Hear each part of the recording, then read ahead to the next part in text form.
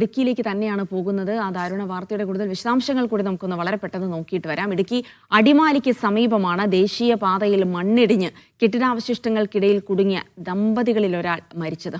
അടിമാലി ലക്ഷം വീട് ഉന്നതിയിലുള്ള ബിജുവാണ് മരിച്ചത്. മണിക്കൂറുകൾ നീണ്ട രക്ഷാപ്രവർത്തനത്തിനൊടുക്കം ബിജുവിന്റെ ഭാര്യ സന്ധ്യയെ ജീവനോടെ പുറത്തെടുക്കാൻ കഴിഞ്ഞിരുന്നു. സന്ധ്യയെ കൊച്ചിയിലെ സ്വകാര്യ ആശുപത്രിയിലേക്ക് മാറ്റി. ബിജുവിന്റെ സംസ്കാരം ഇന്ന് നടക്കും. മുഹമ്മദ് ആഷിഖ് വിശദാംശങ്ങൾ നൽകാൻ ചേരുന്നു. ആഷിഖ്, അതിദാരുണമായ അങ്ങേയറ്റം നിർഭാഗ്യകരമായ ഒരു ദുരന്തം, ഒരുപക്ഷെ ഒരു 6 മണിക്കൂർ നീണ്ട രക്ഷാദൗത്യം ബിജുവിൻ്റെ കാര്യത്തിൽ മാത്രം വിഫലമാകുന്നു. സന്ധ്യയെ രക്ഷിക്കാൻ രക്ഷാപ്രവർത്തകർക്ക് സാധിക്കുന്നു എന്നുള്ളത് ആശ്വാസകരം. പക്ഷേ അർദ്ധരാത്രി എങ്ങനെയാണ് അവിടെ കടന്നുപോയത്? എന്താണ് അവിടെ സംഭവിച്ചത്?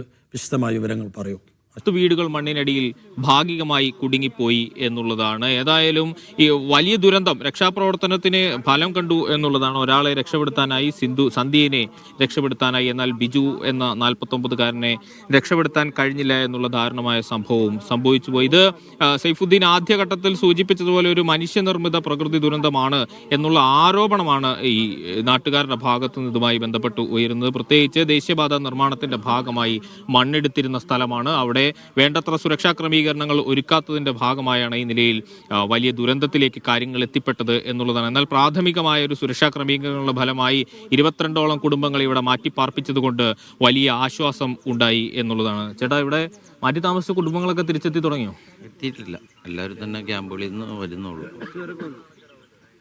കുടുംബങ്ങൾ തിരിച്ചെത്തിയിട്ടുണ്ട് എന്ന് തോന്നുന്നു അല്ലേ? ഈ രാത്രി എങ്ങനെയാ, ഏത് സമയത്തോടെയാണ് ഈ മണ്ണിടിച്ചിലുണ്ടാകുന്നത്? രാത്രി 10 മണിയായപ്പോൾ. ഈ കഴിഞ്ഞ ദിവസം തന്നെ മണ്ണിടിഞ്ഞിരുന്നു, വിള്ളലുണ്ടായിരുന്നു എന്ന് ശ്രദ്ധയിൽപ്പെടുത്തിയിരുന്നു. പക്ഷേ ഇത് ദേശീയപാത അധികൃതരുടെ ഭാഗത്തുനിന്ന് ഒരു വീഴ്ച ഉണ്ടായിട്ടുണ്ടോ? ദേശീയപാത അധികൃതർ ആരും തന്നെ ഇതൊരു വലിയൊരു ഭീകരമായ രീതിയിൽ അവർ കണ്ടില്ല എന്നുള്ള, അല്ലെങ്കിൽ അവർ കണ്ടിരുന്നെങ്കിൽ അവരതിൻ്റെ മാർഗങ്ങൾ കാണില്ലായിരുന്നു. അവർ ശാസ്ത്രീയമല്ലാത്ത രീതിയിൽ മണ്ണെടുത്തുകൊണ്ടാണ് മണ്ണിടിയാണ്ട സാഹചര്യമുണ്ട്. വലിയ ബ്രേക്കറുകൾ ഉപയോഗിച്ച് പാറകൾ പൊട്ടിച്ച് മാറ്റുന്നു. അങ്ങനെ വന്നതിൻ്റെ ഭാഗമായിട്ടാണ് മുകളിൽ നിന്ന് ഇടിഞ്ഞിരുന്നത്. ഇത്രയും വർഷങ്ങളായിട്ട് ഇവിടെ അങ്ങനൊരു സ്ഥിതി ഇല്ലാത്തതായിരുന്നു. ഇത്രയും കട്ടിങ് പോലും ഞങ്ങൾ കണ്ടിട്ടില്ല. ഈ മുകളിൽ കാണുന്ന വീടൊക്കെ ഞാനൊക്കെ ഇവിടെ ജനിച്ചു വളർന്നു. ഞാനൊന്നും ഇവിടെ നിന്ന് ഈ പ്രദേശത്ത് നിന്നിട്ട് ആ വീട് ഞങ്ങൾക്ക് കാണാൻ കഴിഞ്ഞിട്ടില്ല. അപ്പം നമുക്ക് ഇവിടെ നിന്ന് തുറസായിട്ട് കാണാൻ കഴിയും. അവിടെ 3-4 കുടുംബക്കാരുണ്ട് അവിടെ നിന്നുള്ളത്. തീർച്ചയായും ആ നിലയ്ക്ക് വലിയ തോതിലുള്ള മണ്ണിടിച്ചിൽ ഉണ്ടായിട്ടുണ്ട്. അതിന് കാരണം ദേശീയപാത അധികൃതരുടെ ഒരു വീഴ്ചയാണ് എന്നുള്ളതാണ്. ഇവിടുത്തെ പ്രദേശവാസി. ചേട്ടാ, ഇവിടെ വീടുള്ള ആളാണോ? ഇവിടെ ഇല്ല, ഇവിടെ നടക്കുമ്പോൾ ഇവിടെ ഉണ്ടായിരുന്നില്ല. ഇവിടെ ഇല്ല, ഞങ്ങൾ വീട്ടിലായിരുന്നു. ഒറ്റയായിട്ട് ഇവിടെ ഓടി ഇറങ്ങി വന്ന് നമുക്ക് സുഖമില്ലാതെ ഞാൻ ടീന്ന് ഓടാൻ പറ്റില്ലല്ലോ. വന്നു കഴിഞ്ഞപ്പോൾ രാത്രിയല്ലേ ഇത് മൊത്തം ഇങ്ങ് പോകുന്ന കിടക്കുമല്ലോ, മല പോലെ. ഒന്നും കാണാൻ മേലായിരുന്നു. പിന്നെ അവർ രണ്ടുപേരും വീടിൻ്റെ അകത്തായെന്നും പറഞ്ഞുകൊണ്ട് അവരെ രക്ഷിക്കാനായിട്ട് പലപ്പോഴും അവരിവിടെയൊക്കെ ആയിട്ട് വിളിച്ചു വരച്ച് വഴി വെട്ടി വേണം വണ്ടി ഇവിടെ കയറി വരാൻ. അങ്ങനെ വണ്ടി വെട്ടി കിറ്റാച്ചിങ് കൊണ്ട് വന്ന് വഴി വെട്ടിയാണ് അവരെ വലിച്ചെടുത്തത്. രാത്രി 2 മണി കഴിഞ്ഞു അവരെടുക്കുമ്പോൾ.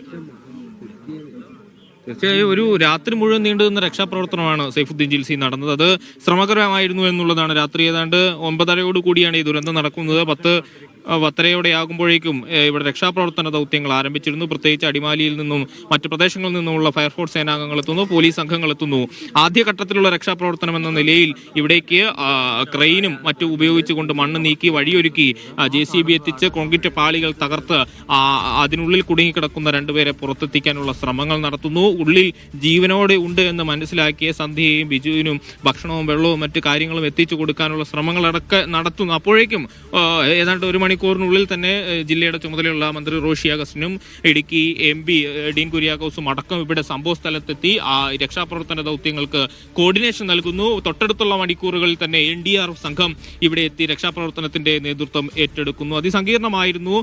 ഈ കാണുന്ന കോൺക്രീറ്റ് പാളികൾക്കുള്ളിൽ കുടുങ്ങിയ നിലയിലായിരുന്നു ഈ പറയുന്ന ബിജുവും സന്ധ്യയും ഉണ്ടായിരുന്നത്. 2 പേരും കാലുകൾ തമ്മിൽ പിണഞ്ഞ് കെട്ടുകൂടി കിടക്കുന്ന സാഹചര്യമായിരുന്നു ഉണ്ടായിരുന്നത്. ഇവിടെ ഉണ്ടായിരുന്ന 22 കുടുംബങ്ങളെയും മാറ്റിപ്പാർപ്പിച്ചെങ്കിലും വീട്ടിലും ബിജുവിന്റെ കുടുംബം മാത്രം മാറി താമസിച്ചിരുന്നില്ല. തൊട്ടടുത്തുള്ള ബന്ധുവിന്റെ വീട്ടിലായിരുന്നു അവരുണ്ടായിരുന്നത്.